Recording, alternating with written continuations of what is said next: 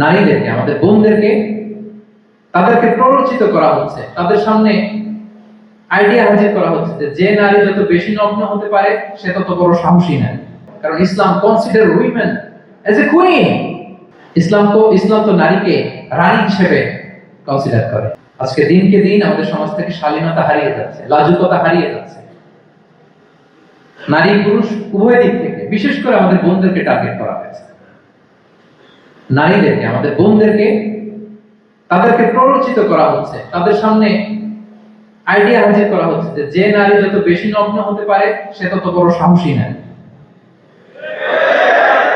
বলেন, আমাদের সমাজে পত্রপত্রিকা আপনারা দেখেন না এটা, যে নারী নিজেকে যত এক্সপোজ করবে সে তত বড় কি সাহসী নারী, এই তকমাটাকে দেয়া হচ্ছে। এটা টোটাল কমপ্লিট শয়তানের একটা মিশন। শয়তানের প্রথম মিশন হচ্ছে বনি আদমকে বিবস্ত্র করা। কি করা? আল্লাহ তাআলা আদম আলাইহিস সালাম, হাওয়া আলাইহিস সালামকে বলেছিলেন যে নিষিদ্ধ গাছ যেও না, খেও না। শয়তানের প্ররোচনায় খেয়ে ফেলেছিলেন, সাথে সাথে জান্নাতের পোশাক খুলে ফেলেছে। তার মানে শয়তানের প্রথম মিশন হচ্ছে মানুষকে কি করা? নগ্ন করা। মানুষকে কি করা? নগ্ন করা। তাহলে আমাদের বোনদেরকে এমন ভাবে তাদের সামনে উপস্থাপন করা হচ্ছে, প্ররোচিত করা হচ্ছে এবং বলা হচ্ছে নগ্নতার পথে যে বেশি হাঁটে সে নাকি তত সাহসী নারী। নাউযুবিল্লাহ মিন যালিক।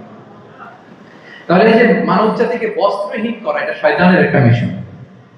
তার বিপরীতে ইসলাম নারীকে সম্মান দিয়েছে। সব মশার বিরুদ্ধে সুরক্ষা দিতে এলো বসুন্ধরা এক্সট্রিম অ্যারোসল। মশার বিরুদ্ধে এক্সট্রিম সুরক্ষা। সম্মান করেছে। যে ঘরে প্রথমে কন্যা জন্মায়, খায়রুকুম মান বুকিরা বিল উনসা, সে ঘরটাকে আল্লাহ তাআলা বরকতময় করে দেয়। দুই সন্তান তো দুই জান্নাতের দরজা ওপেন। দুই কন্যা সন্তান, তিন কন্যা সন্তান তো তিনটা জান্নাতের দরজা ওপেন। সুবহানাল্লাহ। স্ত্রী হয়ে যখন ঘরে যাবে, যে ব্যক্তি তার স্ত্রীর কাছে সেরা, পরিবারের কাছে সেরা, সে সবার কাছে সেরা, সে আল্লাহর কাছে সেরা। সুবহানাল্লাহ। এবং কোন মা যদি সন্তান জন্ম দিতে যে মারা যায়, কিয়ামতের দিন আল্লাহ তাআলা ওই মাকে শহীদদের কাতারে দাঁড় করাবেন। আর যদি সেফলি সন্তান ভূমিষ্ঠ হয়, আল্লাহ বলে মায়ের পায়ের নিচে ওই সন্তানের বেহেশত। সুবহানাল্লাহ। কিভাবে নারীর স্ট্যাটাস, মর্যাদাকে ইসলাম বাড়িয়েছে।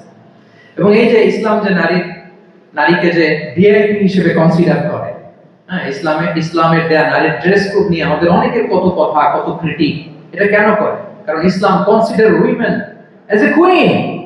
ইসলাম তো নারীকে রানী হিসেবে কনসিডার করে। কি হিসেবে বলেন?